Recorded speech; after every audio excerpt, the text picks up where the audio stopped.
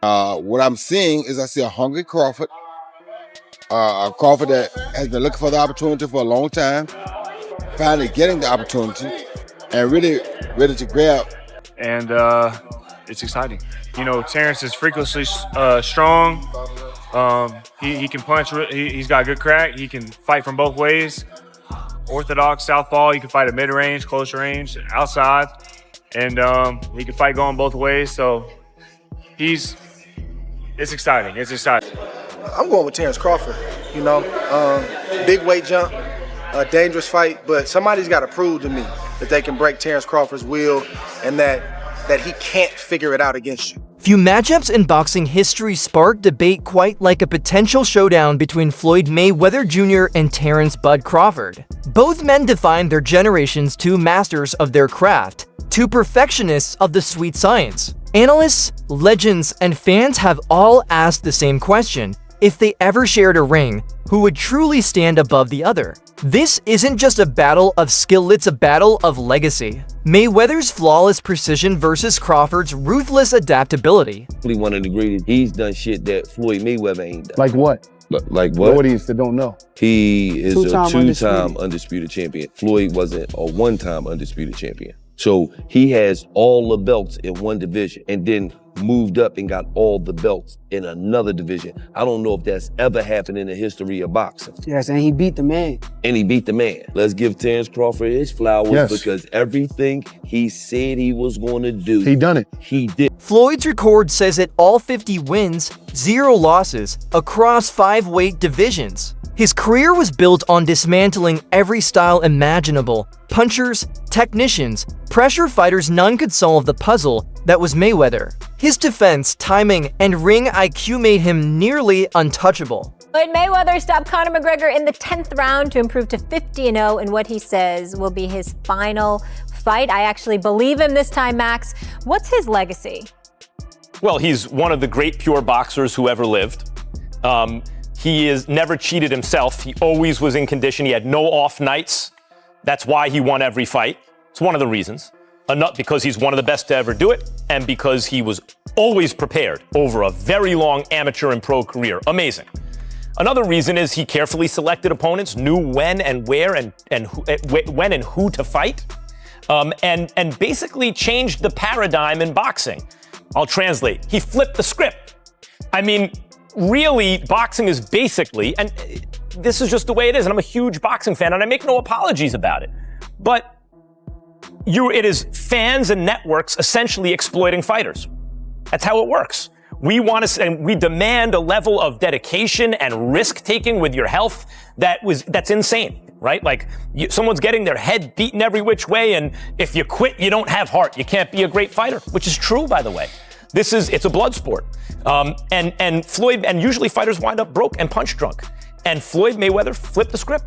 He said, no, I'm not going to let the game play me. I'm going to play the game. Meanwhile, Terence Crawford has built one of the most complete resumes of the modern era. A 2-time undisputed champion, a switch hitter with knockout power in both hands, a chess player in gloves. His ability to adjust mid-fight to break opponents down no matter their style has secured his place among the all-time greats. Today, when fans debate the pound-for-pound throne, it often feels like Crawford is chasing only one ghost, Floyd's, and the boxing world remains divided. Everything is on Terence Crawford's side, all the legacy, meaning he only has the opportunity to win the belts. Saul only has an opportunity to defend them. Terence Crawford has an opportunity to be in a 5 division and the only person to win all 4 belts in 3 separate weight divisions. Why is Saul taking this fight? And I'm going to tell you why. Because there's some things in life more important than just the belts. And that 20-year career that Terence Crawford made, that all that he has, is very valuable. Very, very valuable. He had 1 foot out the game, and if he can be the man to defeat him, because remember,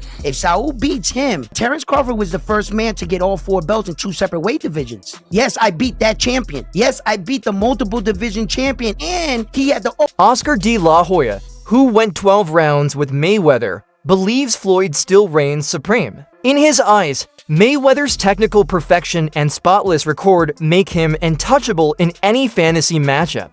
His opinion echoes the respect many in the old guard still hold for Floyd's era-defining dominance. But then came Canelo Alvarez, a man who's shared the ring with both, and his words shook the sport. Crawford is way better than Mayweather. Canelo praised Bud's IQ, versatility, and the level of opponents he's been beating, an opinion that carries unique weight coming from someone who's faced them both. Then there's Shane Mosley, another legend who went to war with Mayweather in his prime. I have to disagree because Floyd Mayweather toyed with Canelo.